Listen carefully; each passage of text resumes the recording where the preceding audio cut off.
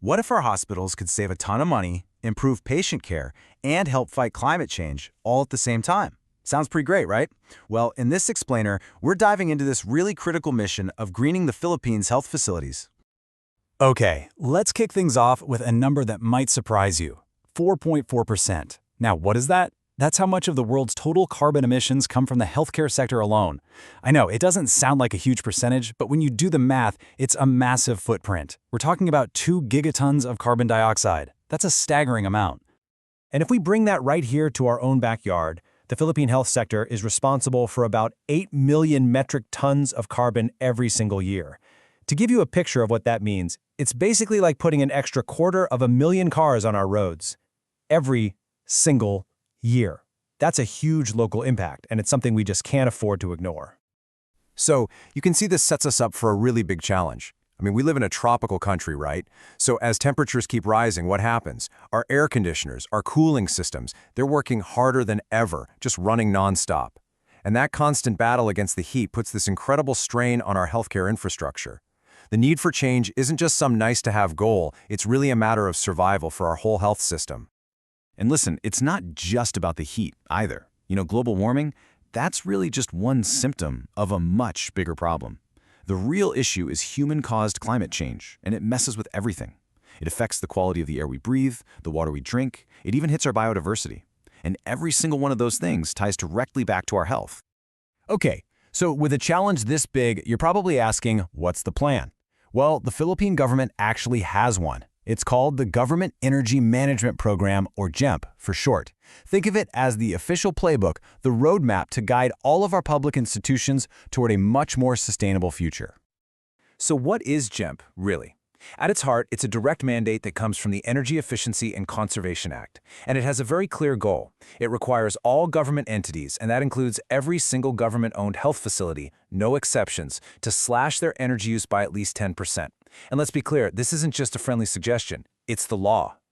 Now, to actually hit that 10% target, we need to get our heads around 2 really important ideas. They sound similar, but they're different.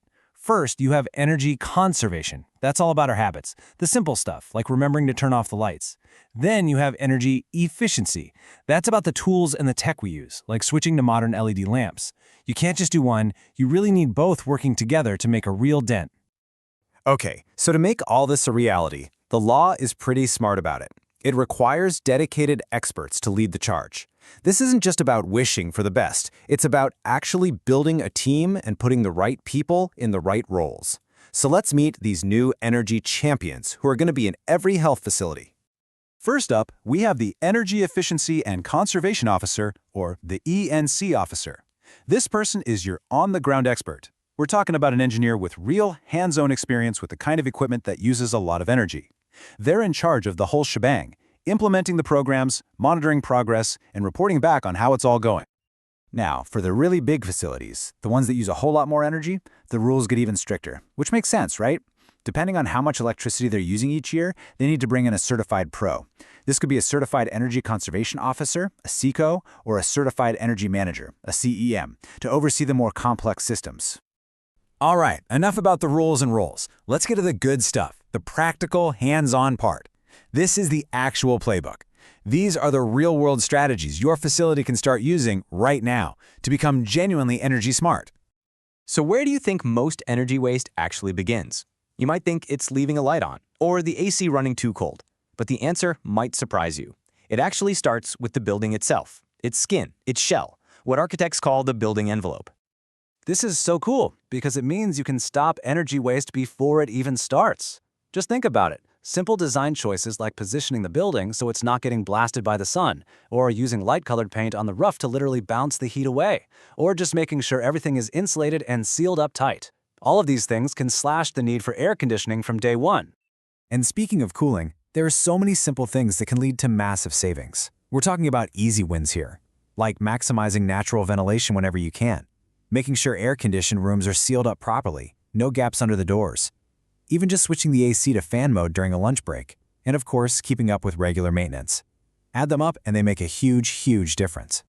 But we have to remember, this is a hospital we're talking about. So ventilation isn't just about efficiency, it's absolutely critical for safety. This is where standards like air changes per hour or ACH come in. You can see the minimums for different areas here. The goal is to meet these crucial health standards while also being as energy smart as possible. It's a balancing act. You know, lighting is often the low-hanging fruit, one of the easiest places to get a quick win. Yeah, switching to LEDs is a fantastic first step, but why stop there? Let natural daylight in. Install motion sensors so lights turn off automatically. You can even de-lamp. That just means taking out bulbs in areas that are way too bright. These little changes can make a real immediate dent in your electricity bill. And this whole way of thinking, it doesn't just stop at the hospital doors. It applies to your vehicles too. It's amazing how a tiny change in a driving habit can have such a huge effect. For example, just dropping your highway speed from 120 down to 100 kilometers per hour. That simple change can cut fuel use in your ambulances and service vehicles by as much as 20%. Okay, so you do all this stuff. What's the point? What's the real payoff here? Well, it's about so much more than just checking a box for a government mandate. The benefits of doing this right, they literally ripple out and touch everyone and everything connected to your facility. Let's break it down. First, cost savings. Your utility bills go down. That's money you can put back into patient care. Second, resilience. When there's a power disruption, an efficient facility performs better. Third, health and comfort. You're creating a better, healthier environment for your staff and your patients. And finally, climate leadership. You're actively aligning with our national climate goals and becoming a leader in your community. So if there's one thing to remember from all of this, it's this. This whole journey is like 1,000 small steps, but it all starts with that first one. And it's not just about flipping a switch, it's about combining smarter habits with smarter technology. That combination is the powerful one-two punch that's going to build a truly sustainable healthcare system for the Philippines. And that brings us to the final and maybe most important question. What is the very first step your facility can take? Maybe it's a lighting audit, maybe it's checking the seals on your doors, or maybe it's starting the process of appointing that EE&C officer. Whatever it is, that journey to a greener, more resilient health sector, it really does start with one single step. The future of our healthcare is in all of our hands.